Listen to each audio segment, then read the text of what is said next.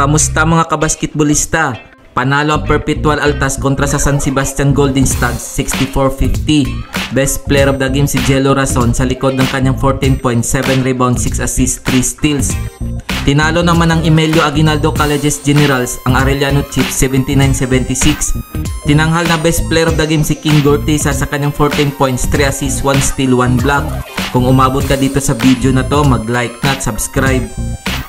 Heto ang mga laro ngayong October 14, 2023 nagaganap din sa PhilOL EcoOL Arena. Maglalaban ang Jose Rizal University Bombers kontra sa San Beda Red Lions alas 9:30 ng umaga.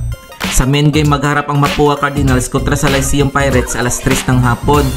October 15, 2023 maglalaban naman ang Emilio Aguinaldo Colleges Generals kontra sa San Sebastian Golden Stags alas 10 ng umaga.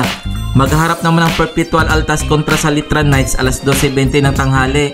At sa main game maglalaban ang College of St. Benilde Blazers kontra sa Arellano Chiefs alas 2:40 ng hapon. Heto ang team standings ngayon as of October 13, 2023.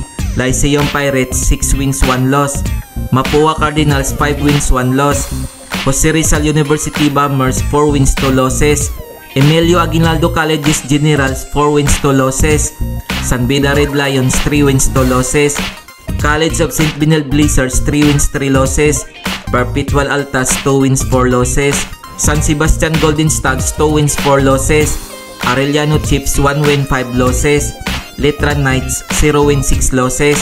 Kung nagustuhan mo ang video na to, mag-like na at subscribe.